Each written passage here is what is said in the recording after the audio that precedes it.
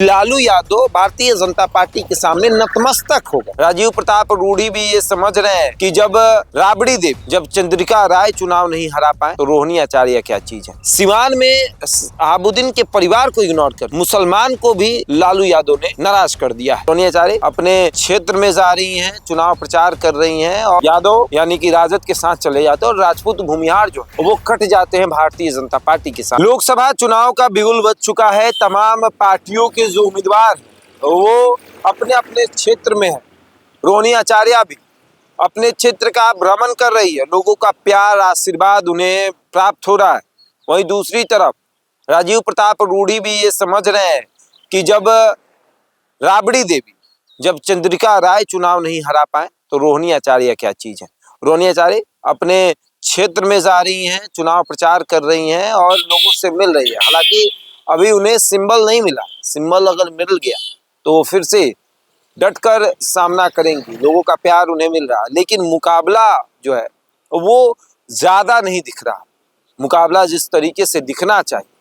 और सारण लोकसभा क्षेत्र की बात करें तो यादव, राजपूत और भूमिहार जो वो निर्णायक भूमिका में रहते हैं। यादव यानी कि राजद के साथ चले जाते हैं और राजपूत भूमिहार जो वो कट जाते हैं भारतीय जनता पार्टी के साथ, क्योंकि राजीव प्रताप रूडी राजपूत समाज से आते हैं और वो एक तरफा हो जाता। और वहीं अगर बात करें तो लालू प्रसाद यादव समीकरण सेट करते थे सारण, महाराजगंज, गोपालगंज और सिवान को लेकर कि किस तरीके से सिवान में जो है एक मुस्लिम कैंडिडेट देना है, गोपालगंज जो है वो कांग्रेस को दे देना है, महाराजगंज में एक राजपूत कैंडिडेट, और तब जाकर राजपूत और मुस्लिम एकजुट होते थे और सारण में यादव की सीट निकलती थी और वो यादव होते थे लालू यादव। और सारण में अगर यादव होते थे जिसकी वजह से यादव महाराजगंज के यादव हो चाहे सिवान के यादव हो, वो या तो प्रभुनाथ सिंह को, महाराजगंज वाले प्रभुनाथ सिंह को वोट करते थे और सिवान वाले शहाबुद्दीन को वोट करते थे। और अगर सिवान में शहाबुद्दीन के परिवार को टिकट मिल जाता था या फिर शहाबुद्दीन को टिकट मिलता था तो सारण के जो मुसलमान है वो लालू यादव को वोट करते थे। और महाराजगंज में अगर राजपूत को टिकट मिलता था तो वो जो है राजपूत, सारण के राजपूत जो है वो लालू यादव को वोट करते थे और सिवान के राजपूत जो है वो शहाबुद्दीन को वोट करते थे। इस तरीके से समीकरण बन रहा था। और अभी जो समीकरण बना था कि एक ब्राह्मण को लाया गया सिवान से, टूनाजी पांडे को कहा गया कि आप चुनाव लड़िए महाराजगंज में। उन्होंने तैयारी भी पूरी कर ली, समीकरण भी उन्होंने एक बना लिया, ब्राह्मण भूमिहार का समीकरण, यादव का समीकरण, मुसलमान का समीकरण, और उस समीकरण पर वो काम करने लगे। लेकिन अंततः लालू यादव ने इस टिकट को कांग्रेस के पाले में जाने दिया, जिसकी वजह से भूमिहार ब्राह्मण तो नाराज थे, राजपूत भी नाराज हो गए। और दूसरी तरफ सिवान में शहाबुद्दीन के परिवार को इग्नोर करके मुसलमान को भी लालू यादव ने नाराज कर दिया है।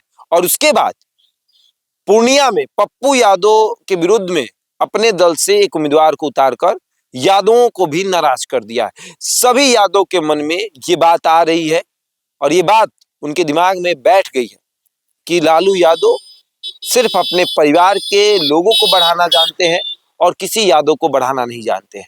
अगर उनको यादव से इतनी दिक्कत हो रही है तो वो कह दे कि हम यादव के बल से आगे नहीं बढ़ते।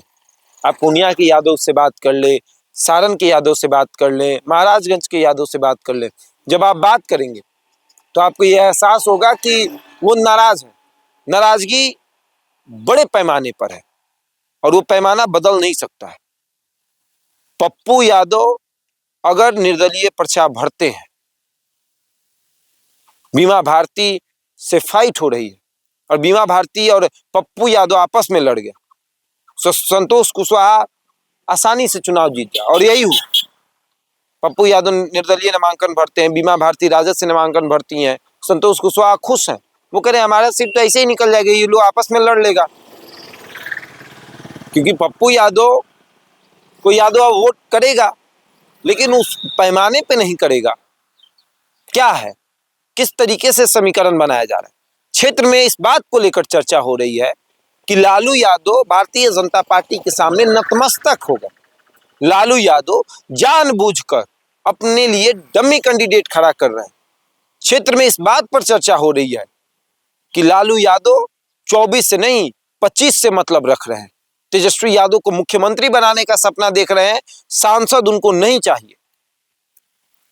जिस तरीके से तेजस्वी ने माहौल बनाया था जनविश्वास यात्रा के दरमियान, सभी ये बात कह रहे थे कि अब राजद जीरो से हीरो बनने वाले, लेकिन अब जिस तरीके से माहौल है, ऐसा लग रहा है कि फिर से वही जीरो पर सिमटने की तैयारी है, क्योंकि डमी कैंडिडेट खड़ा करने पर खूब चर्चा हो रहा है। बहरहाल इस खबर में इतना ही। बने हमारे साथ और देखते रहे द इंडिया टॉप।